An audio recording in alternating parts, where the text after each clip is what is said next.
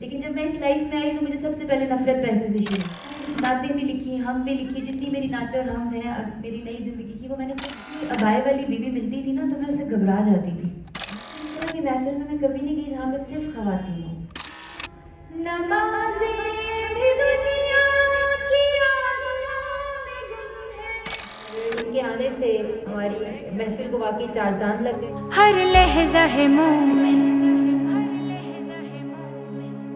ہر لحظہ ہے مومن. ہمارے لیے اور ان کے لیے خیر و برکت کا سبب بنا ہے. السلام علیکم. مجھے بہت اچھا لگ رہا ہے کیونکہ میری لائف میں I have travelled across the globe.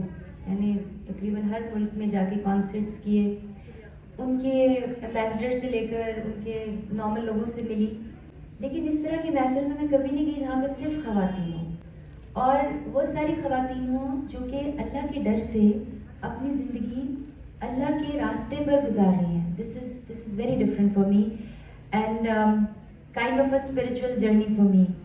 جو عزت اللہ تعالیٰ ایک کورڈ خاتون کو دیتا ہے. میں آپ کو اپنی لائف بتاتی ہوں کہ جب میں شوبز میں تھی, جینس ٹی شرٹس پہنتی تھی, تو مجھے کوئی ابائے والی بیوی ملتی تھی نا تو میں اس سے گھبرا جاتی تھی, میں اس سے دور ہٹ کے کھڑی ہو جاتی تھی. میں اس کو ایسے دیکھتی تھی because I disliked her. I was not disliking her then, I was disliking myself. مجھے اپنا برا لگ رہا ہوتا تھا, مجھے پتہ نہیں تھا اس فیلنگ کا. مجھے ایسا لگتا تھا میں اس سے دور جاؤں گی نا, مجھے نظر نہیں آئے گی نا تو مجھے کوئی کوفت نہیں ہوگی, مجھے بس I'll be okay with myself. But that was wrong. Actually مجھے وہ برا اس لیے لگ رہا تھا that I should have been in her place. جب میں نے نعت اور حمد سنی پہلی دفعہ, میں نے شوبز میں کبھی نہیں سنی نہ پڑھی, تو مجھے پتہ چلا کہ یہ ایک ردم کو فالو نہیں کرتے, سر کو بھی نہیں فالو کرتے اور واپس اسی سر اور اسی ردم پر آ جاتے ہیں. لوگوں کو مزہ کیسے آتا ہے؟ تو جب میں نے اس کا مطلب جان کے سنا تو مجھے خود مزہ آنا شروع ہو گیا. پھر میں نے نعتیں بھی لکھی, ہم بھی لکھی, جتنی میری نعتیں اور حمد ہیں میری نئی زندگی کی, وہ میں نے خود لکھی. اللہ کا ایک راستہ ہے نا, وہ ایک بالکل ڈفرینٹ راستہ ہے.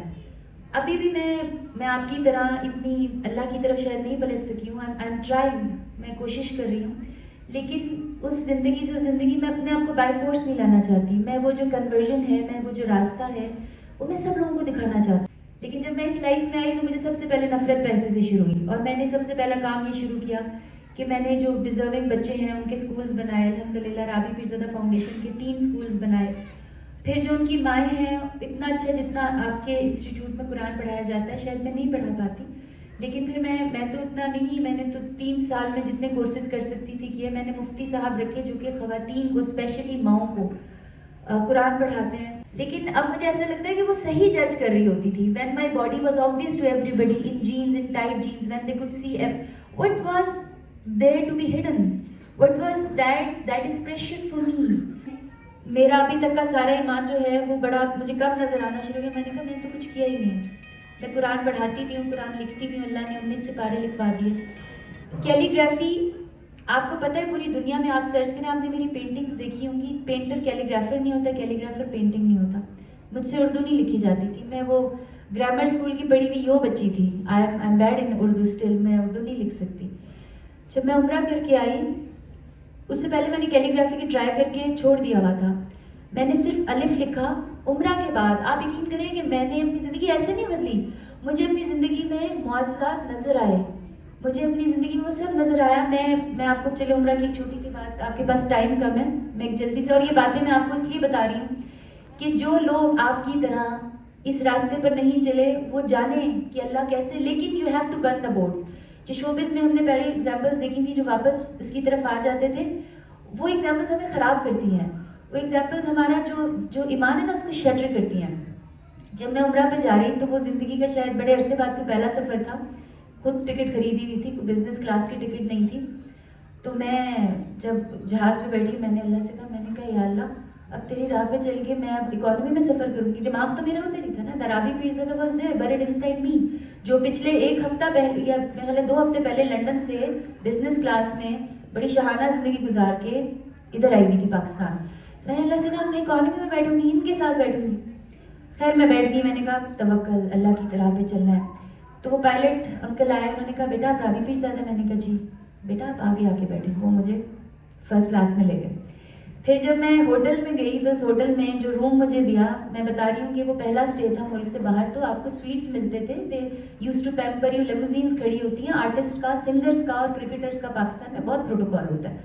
تو میں ہوٹل میں گئی تو جو کمرہ مجھے ملا میں نے وہ دیکھا، امی میرے ساتھ ہی، میں نے کہا امی یہ تو میرے میوزیشین سے بھی چھوٹا کمرہ ہے، جس کمرے میں میرے میوزیشینز رکا کرتے تھے تو اس سے بھی چھوٹا کمرہ ہے. پھر میں نے اللہ سے ایک شکایت کر دی، میں نے کہا اللہ بس ٹھیک ہے آپ کی راہ میں آ گئی تو یہ ہوا. پھر صبح ناشتہ کرنے کے لیے میں اور میری امی ہوٹل میں، آپ کو پتہ ہے ناشتہ لگا ہوتا ہے، میں اور میری امی جب وہاں پہ گئے تو انہوں نے کہا کہ یہ کوئی 20-25 درہم کا ناشتہ ہے، پر ہیڈ پے کرنا پڑے گا. پیسے میرے پاس نہیں تھے، پیسے میں سارے پھینک گئی تھی، مجھے شوبز کے پیسے نہیں چاہیے تھے. تو میں امی کو دیکھا، امی نے مجھے دیکھا، میں نے کہا امی چلے نیچے چلتے ہیں، باہر سے کہیں سے ناشتہ کر لیں گے. میں اپنے ہوٹل میں آئی، پھر اللہ سے شکایت کر دی، میں نے کہا اللہ بس یہی ہونا سے میرے نال. تو مجھے فون آیا، میں نے فون اٹھایا تو وہ کوئی مصری بندہ تھا جو ہوٹل کا اونر تھا. ادھر مدینہ کے اخبار میں کی خبر آئی تھی میری ماڈرن تصویر کے ساتھ کہ رابی پیرزادہ جو ہے وہ اللہ کی راہ میں عمرہ کرنے آئی. مجھے فون کیا، اس نے مجھے کہتا ہے از دس رابی پیرزادہ، مصری کا اس کا لہجہ. میں نے کہا yes this Rabi Pirzada. Are you from Pakistan? Are you the one who left showbiz for Allah? I said yes sir. Oh be my guest please I am sending some people. اس نے فوراً مجھے وہاں کا بزنس سویٹ میں کمرہ دیا، بہت بڑا سا کمرہ. اس نے میرا کھانا پینا فری کر دیا، میری لانڈری فری کر دی. اب میں اللہ سے کہہ رہی ہوں یا اللہ اب میں تو تجھے منہ دکھانے کے قابل نہیں، میں تو تیرے سے جو شکایتیں کی تھی وہ تو ساتھ ساتھ ہوتی جا رہی ہیں. کھجوروں والے نے مجھ سے پیسے نہیں لیے، اور میں جتنے پیسے، میں کم پیسے لے کے گئی تھی، جتنے پیسے لے کر گئی تھی اتنے پیسے جب میں واپس لے کر جہاز میں بیٹھی تو میں یہ سوچ رہی تھی یا اللہ یہ پروٹوکول تو شوبز کے پروٹوکول سے بہت بہتر ہے. تو 1 مہینہ تو مجھے پینٹنگز کی کوئی ہوش نہیں تھی. پینٹنگز اس لیے کرنی تھی کہ میرے کچھ ایسے کام تھے، کچھ سکولز میں نے بنائے، کچھ عورتوں کے لیے رزق حلال کا میں نے ایسے کیا. حیا بہ رابی، یہ جو عبایا میں نے پہنا ہوا ہے یہ عورتیں خواتین بناتی ہیں. حیا بہ رابی خواتین اس کی مالکن ہیں، وہی اس سے پیسے کماتی ہیں، اور اللہ نے اس کو پاکستان کا ون آف دا بڑا برانڈز بنا دیا. تو اللہ پر جب ہم توقع کرتے ہیں، جب ہم اللہ کے لیے سب کچھ چھوڑ دیتے ہیں، تھوڑا سا ٹائم اللہ امتحان ضرور لیتا ہے، بس وہ تھوڑا سا وقت گزار دے. اللہ اس دنیا کی سب سے بڑی حقیقت ہے. اور وہ یہ لکھی کہ جب مجھے اللہ سے مانگنا نہیں آتا تھا تو میں اللہ سے پوچھ رہی تھی کہ میں کیسے مانگوں. کوئی مانگنے کا سلیقہ سکھا دے، کوئی مانگنے کا سلیقہ سکھا دے، مجسمائے جزو ندامت بنا دے.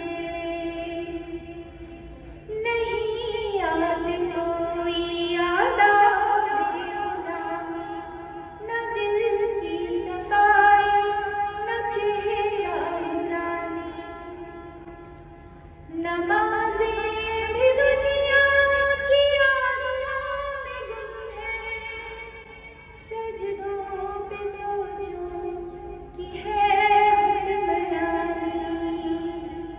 حرص و ہوس کی سیاہی مٹا دے، کوئی مانگنے کا سلیقہ سکھا دے.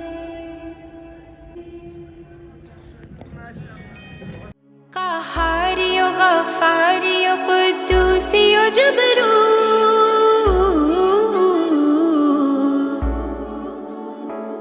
قهاري وغفاري وقدوسي وجبروت، یہ 4 عناصر ہو تو بنتا ہے مسلمان. ہر لحظہ ہے مومن کی نئی شان نئی آن، گفتار میں کردار میں اللہ کی برہان. ہر لحظہ ہے مومن، یہ راز کسی کو نہیں معلوم کہ مومن،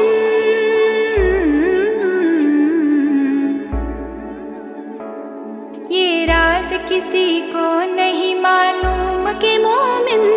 قاری نظر آتا ہے حقیقت میں ہے قرآن، ہر لحظہ ہے مومن.